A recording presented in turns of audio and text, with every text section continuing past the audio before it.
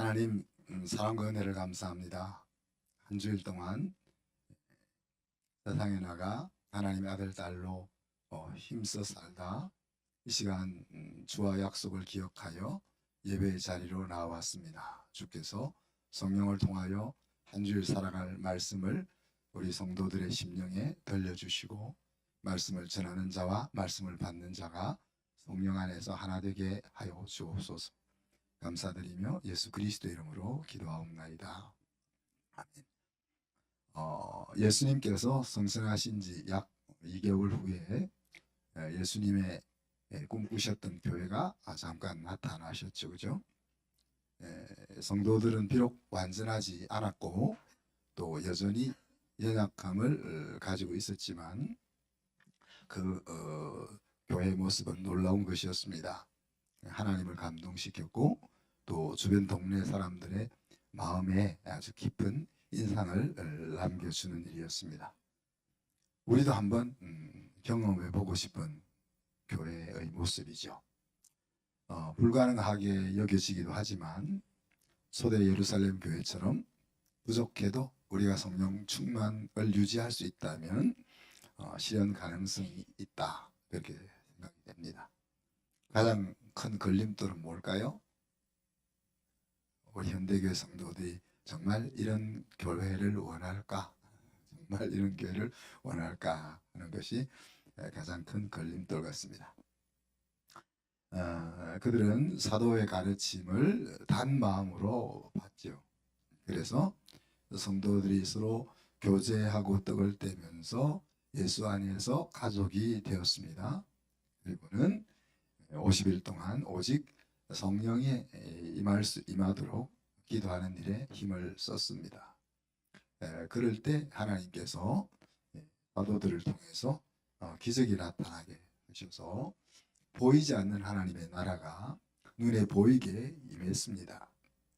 그 결과 교회 주변 동네에는 하나님을 의식하는 분위기가 가득하게 되었고, 교회 안에는 세상에 한 번밖에 없는 그런 아름다운 멋있는 공동체가 이루어졌습니다.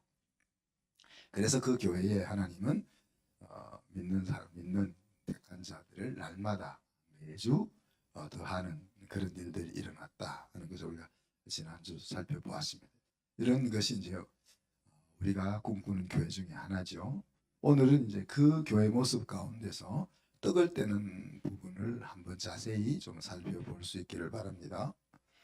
떡을 떼는 일은 우리가 살아있는 이상 항상 할 수밖에 없는 일이잖아요.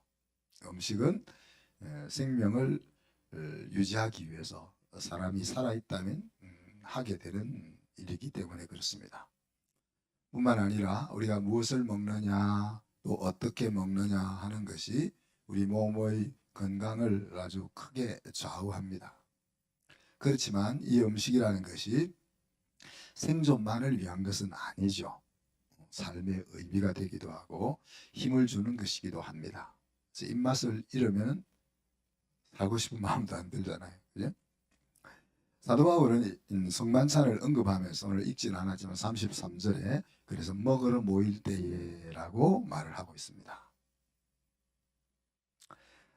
여러분의 집에서는 식사 시간이 어떤가요?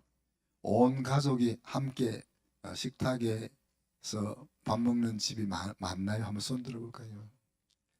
매일 온 가족이 함께 식사를 매일 한다. 한번 손 들어보죠. 하나, 둘, 셋, 넷, 다섯, 여섯. 네. 다행입니다. 식탁이 이제 먹을 것을 제공하는 곳이기도 하지만 사실 그곳은 사랑이 있는 곳이고 만남이 있는 곳이고 나눔이 있는 곳이잖아요. 그런데 우리 현대인의 식탁은 점점 생존을 위해 밥 먹는 자리로 전락해 가는 것 같습니다. 그래서 우리 현대인들은 어떻게 보면 식탁을 잃어버린 시대를 살고 있다, 그렇게 말할 수 있겠습니다. 식탁을 잃어버렸다 하는 의미는 여유와 평안을 잃어버렸다 하는 뜻이겠죠. 그죠? 그리고 공동체가 파괴되었다 하는 것을 의미하기도 하고, 편리와 성공과 이기심의 지배를 받고 살아가고 있다. 그렇게 해석할 수가 있습니다. 제가 요즘 이빨이 더 빠져서, 여기 이빨이 빠졌다는 건 아니고 우리 집에서 별로 힘이 없습니다. 그래서 요즘에 우리 집에서 아침 먹는 사람은 저랑 건이밖에 없어요. 어, 제가 이빨이 살아있을 때는 아침에 7시에 모여라 그러면은 다 내려와서 같이 밥을 먹었거든요. 근데 이제 컸다고 집사람에서부터 애들에 이르기까지 밥을 먹으러 내려오지를 않아요. 어. 제 옛날에는 제가 안 내려오면 밥을 안 먹었단 말이에요. 안 먹고 있으니까 자기들이 먹기 싫어도 안 올 수가 없었는데 이제 다 커가지고 그럴 수가 없는 거죠. 어, 저희 어머님이 이제 돌아가신 지 1년 반쯤 됐는데 저를 키우실 때 보면 제가 우리 때 야자도 있고 이러니까 늦게 한 9시나 이렇게 돌아오면 밥을 안 먹고 기다렸어요. 참 비합리적이죠, 그죠? 응? 9시까지 밥을 안 먹고 있으면 배도 고프고 건강에도 안 좋은데, 그럼 그때 이제 오면 같이 밥을 먹는단 말이에요. 아들한테만 그랬겠어요? 신랑도 예를 들어서 오늘 뭐 회사에서 일이 있으니까 밥 먹고 들어가요라는 말이 없으면은 기다리는 거죠. 그래서 와서 오면 이제 같이 식사를 하는 겁니다. 상당히 비합리적이고 좀 안 좋은 거지만은 그럼에도 불구하고 사실 정서적인 정서의 탱크 속에는 하나님 그 뭐랄까요 애정이 듬뿍 담기는 그런 삶의 패턴이라 그렇게 말할 수 있겠죠. 여러분 아내들이 그러고 있으면 신랑이 뭘 어떻게 할까요?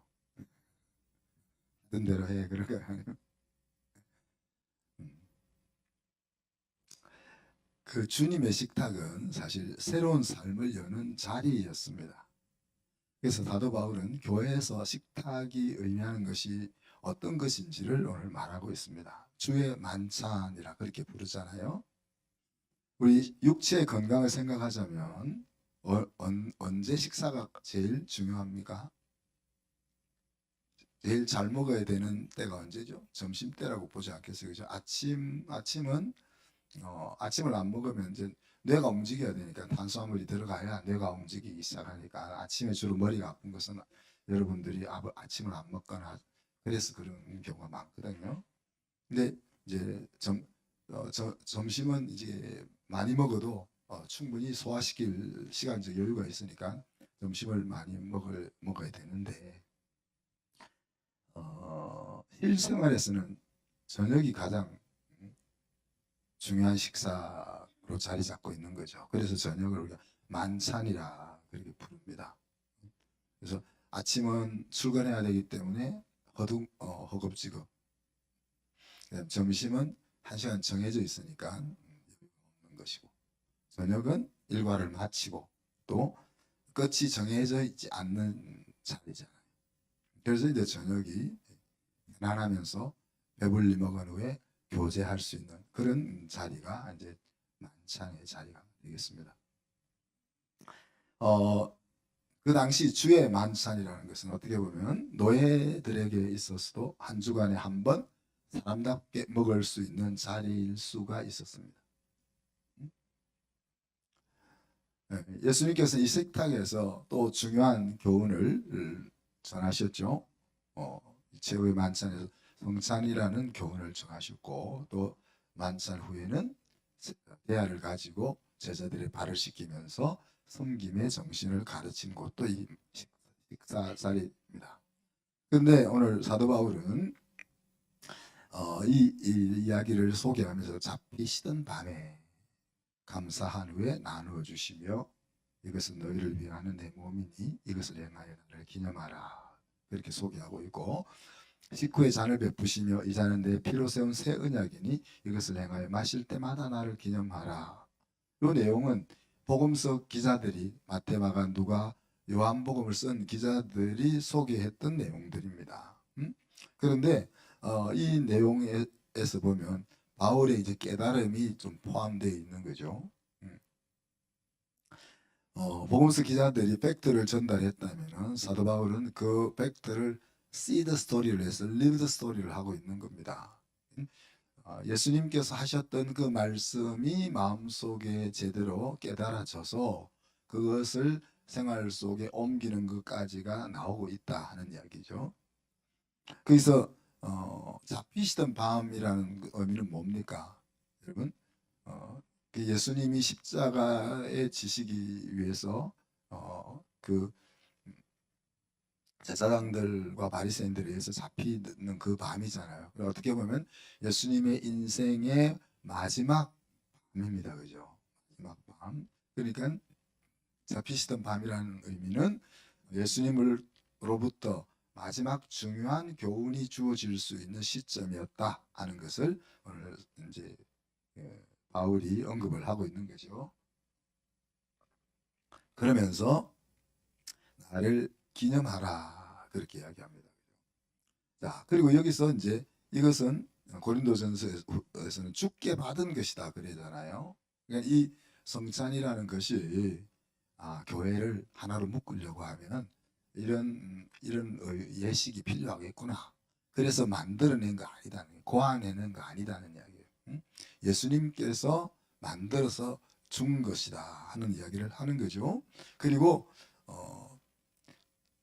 내 피로 세운 새 언약이다 하는 것을 다시 한번 강조하잖아요.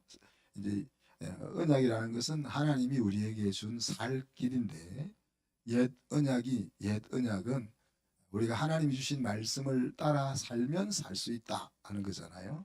그런데 그 하나님 주신 그 언약을 누구도 지킬 수가 없잖아요. 그래서 우리의 죄와 연약함, 허물 이런 것 때문에 하나님과의 약속을 지켜서 인생을 행복하게 살 수 있는 인간은 아무도 없으니까 하나님이 새로운 언약을 주신 거죠. 새로운 언약은 우리가 죄인이라고 해서 또 우리가 연약하다고 해서 또 우리가 삶을 제대로 못 산다고 해서 파괴될 수 없는 그런 이제 약속이라 해서 새 언약인 거죠. 그 언약을 주셨다는 것을 강조하고 있고 또 나를 기념하라 그렇게 언급을 하고 있습니다. 그 나를 기념하라 하는 것에 대한 바울의 해석은 뭡니까? 바울의 깨달음은 뭡니까? 주의 죽으심을 그가 오실 때까지 전하는 것이 예수님을 기념하는 거다 그렇게 말하죠. 그래서 이 말씀 이 바울의 해석도 사람들이 느끼는 것만큼 그렇게 가능한 이야기죠, 그죠? 주의 죽으심에 대해서도 우리 각자가 다르게 느낄 겁니다. 십자가에서 예수님이 돌아가신 것을 생각할 때 우리의 마음속에 어떤 내용들이 떠오르는지는 각자가 다 다릅니다. 그죠? 그런데 그 각자가 다르지만 주의 십자가 죽으심이 나의 인생에 의미하는 것이 무엇인지가 마음속에 생각나는 대로 뭘 하라는가요? 그것을 오실 때까지 전하라, 자랑하라 하는 이야기죠. 그것이 예수님을 기념하는 거다. 그래서 성찬에 참여한다는 것은 하나님이 이렇게 마련해 놓은 내가 뭔가를 해서 하나님의 기준에 이르러 인생의 행복을 찾겠다 하는 그 방식이 아니고 하나님이 예수 그리스도를 통해서 만들어 놓은 그 사는 방식을 내가 이제 받아서 참여하겠다 하는 것을 의미하죠. 그죠? 그래서 하나님이 백성이 되어서 천국 시민이 되었다 하는 것을 확인하는 자리가 성찬의 자리라는 거예요. 그리고 그리스도와의 사귐을 매주 초대교회 때는 예배를 드릴 때마다 성찬을 했으니까 매주 확인하는 예수님과 내가 하나 십자가를 통해서 하나가 되었다 하는 것을 매주 떡과 잔을 먹고 마시면서 확인하는 거고 그리고 함께 떡과 잔을 먹는 우리들이 예수 안에서 한 가족이 되었다 하는 것을 매일 확인하는 것이 성찬의 의미라 그랬습니다. 여러분 중에 매주 가족들 말고 친척들하고 매주 식사하시는 가정 있나요? 없죠. 그런데 성도들은 매주 예배를 드릴 때마다 함께 모여서 예수 안에서 우리가 가족이라 하는 것을 상기하게 하는 겁니다. 그래서 성도들을 예수 이름으로 인해서 식탁에 초대하고 식탁에 참여하면서 그렇게 예수님이 전해진다는 이야기죠. 그리스도의 식탁에서라는 말 속에는 예배라는 것이 식탁과 연결되어져 있습니다. 한 30년 전에 우리 그 몽골에 가서 이제 단기 선교를 할 때 예배 시간이 원정 권사님 몇 시였는가 기억나요? 주일날 예배 시간? 10시 중에. 근데 10시가 예배 시간이야. 근데 9시 반쯤 되면 벌써 와 있어. 그리고 10시 되면 또 오고 10시 반에 또 오고 11시쯤 돼야 다 와. 그리고 예배가 그냥 우리나라처럼 뭐 9시 예배, 10시 반 예배, 12시 예배, 1시 예배 이렇게 있는 게 아니고 그냥 예배하면 10시에 있는 거예요. 그럼 10시에 있으면 9시에 오는 사람, 10시에 있는 사람, 10시 반에 있는 사람, 11시에 오는 사람 이 사람들이 다 같이 예배를 드리고 그곳에 식사까지 하고 하는 그것이 다 통틀어서 예배인 거예요. 그래서 주의를 지킨다 하는 것이 우리가 예배를 드린다 하는 말 속에 그게 다 포괄적으로 다 포함되어 있단 말이에요. 그래서 이 예배라는 것이 식탁과 연결이 되어 있는 겁니다. 우리가 이제 성찬을 할 때 빵 조그만 한쪽 그리고 잔 조그만 하나 잔을 좀 키웠습니다만 아직 양이 안 차죠. 그래서 야 우리 주일마다 빵을 구워가지고 진짜 빵과 잔을 좀 먹고 마시면 어떨까 하는 생각을 아까 기도하면서 생각했는데 예배가 그러니까 예배가 초대교회 예배가 지금 주님이 바울이 이야기하는 예배가 식탁과 연결이 되어 있는 겁니다. 그래서 예배 속에서 그리스도의 식탁에서라는 말은 예배 속에서라는 말도 되고 목장 속에서라도 라는 말도 되는 겁니다. 그 속에서 같이 하는 것이 뭡니까? 우리가 받은 그리스도의 십자가의 은혜를 나누는 자리가 되는 거죠. 그래서 예수님의 살과 피를 먹고 마시는 이 식탁 성찬이라는 것은 우리가 죄의 멍에를 벗는 자리이기도 하고 평강과 기쁨을 얻는 자리이기도 하고 예수님과 하나가 되는 자리이기도 하다 하는 거예요. 그래서 내 인생의 새로운 장을 새로운 삶을 여는 자리가 뭐요? 매주 반복적으로 있는 겁니다. 왜? 우리가 작심삼일이잖아요. 한번 그리고 우리가 나는 마음을 먹었는데 왜 이렇게 안 돼? 이런 식으로 너무 부정적으로 생각할 것도 없어요. 왜냐하면 우리는 마음 먹어도 잘 안 되는 것이 죄인된 인간의 본성이니까 안 되면 또 마음을 또 먹고 안 되면 또 마음을 먹고 하는 거예요. 그렇기 때문에 우리가 매주 예배를 드리는 거잖아요. 우리가 2달에 한 번씩 성찬을 하지만 그렇지만 사실은 이 예배 때마다 이 자리에 앉아서 우리는 주님의 살과 피를 먹고 마시는 거여야 한다. 이것이 식탁이어야 한다는 이야기입니다. 두 번째 이제 주님의 식탁은 새 시대를 여는 자리이기도 합니다. 다르게 표현하면 주님의 식탁은 세상에서 받을 수 있는 가장 위대한 밥상이다. 그렇게 볼 수가 있습니다. 시편 23편에 보면 원수들 앞에서 베풀어 주시는 하나님의 식탁이 소개되잖아요. 내 원수의 앞에서 목전에서 내게 상을 베푸사 그런 표현이 나옵니다. 거기서 상이 어워드가 아니고 그냥 테이블이거든요. 밥상이거든요. 주께서 원수의 목전에서 내게 상을 베푸시고 할 때 그 한 문장 속에 두 그림이 숨어 있다 했잖아요. 제가 첫 번째 그림은 뭡니까? 식탁 속에 하나님과 내가 앉아서 같이 밥을 먹는다는 것은 내 선택이 옳았다고 하나님이 내 손을 들어주는 자리란 말이에요.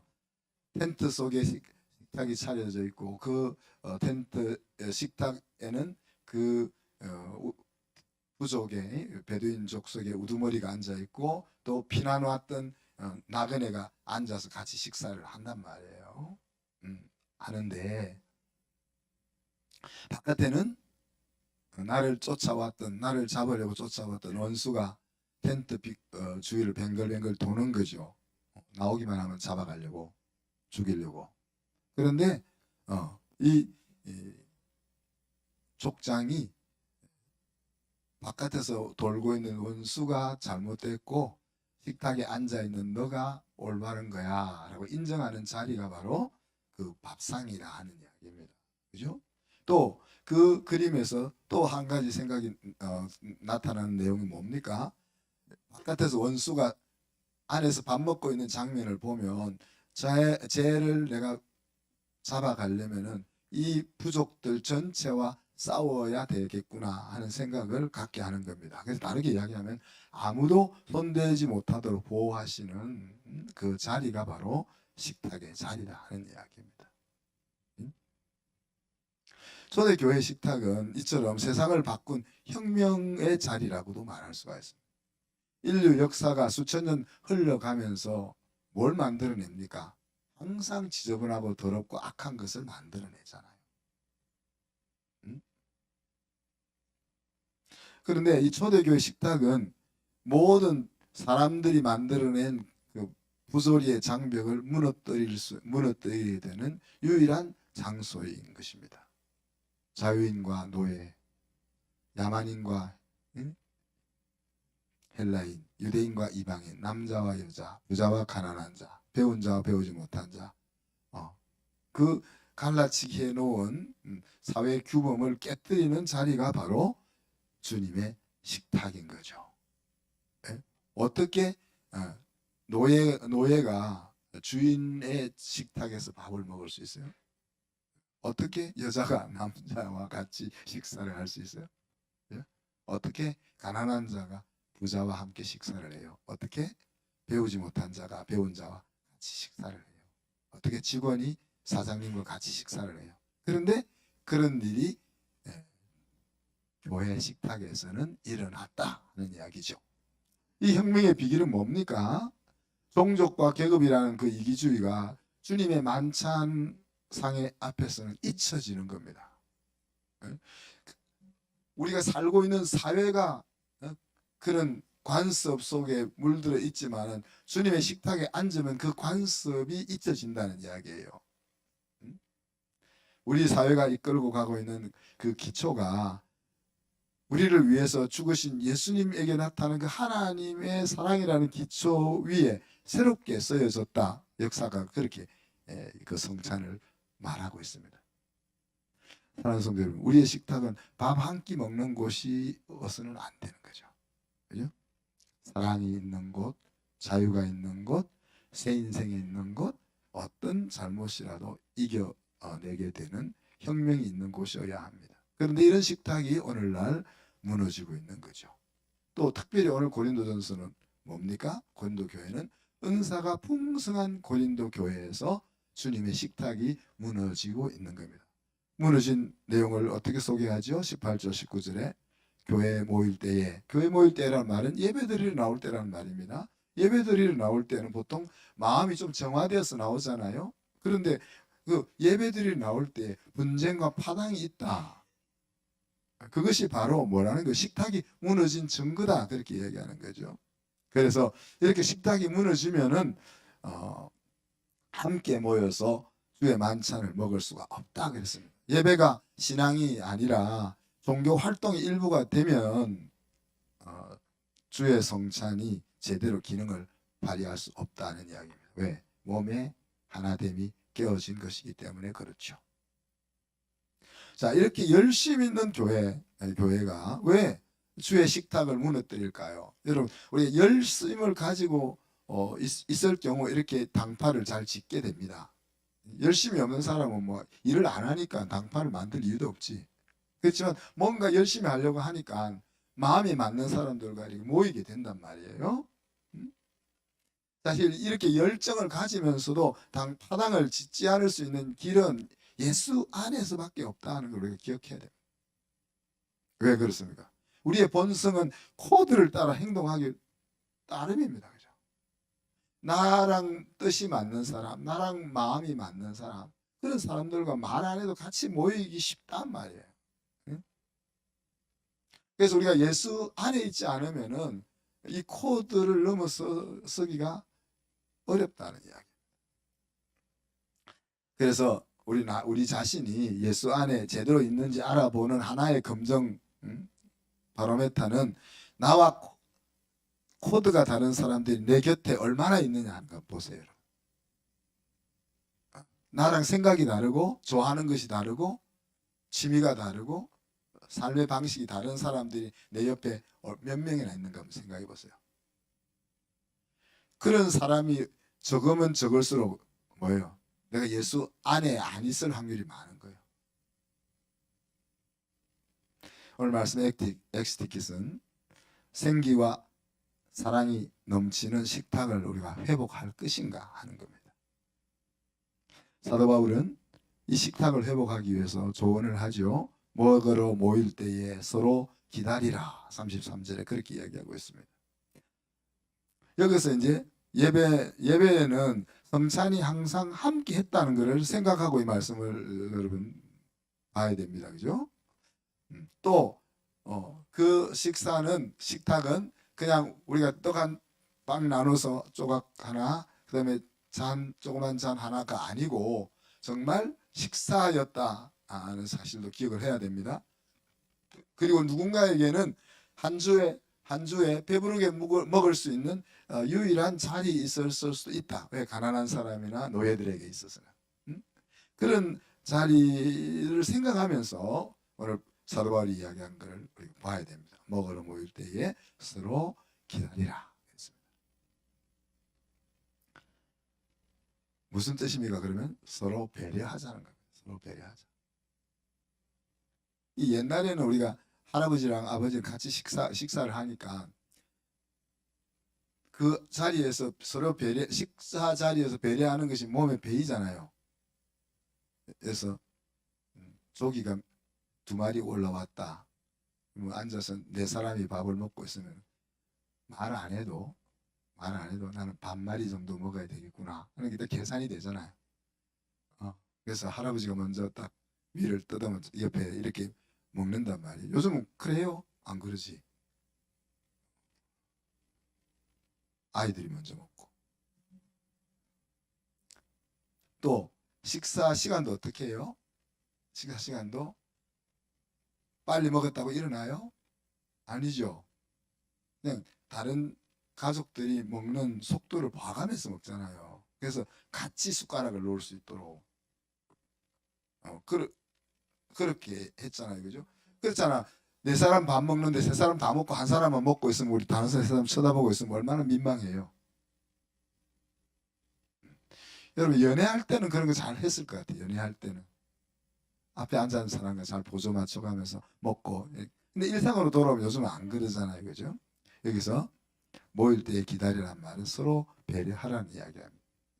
시장하거든 집에서 먹으라는 말은 식사는 식사지만 배를 채우는 것이 목적인 자리가 아니다. 식사는 식사지만 이 예수 안에서 하나가 되는 자리인 거지 배를 채우기 위한 자리가 아니라는 것을 되지 않도록 하라는 이야기죠.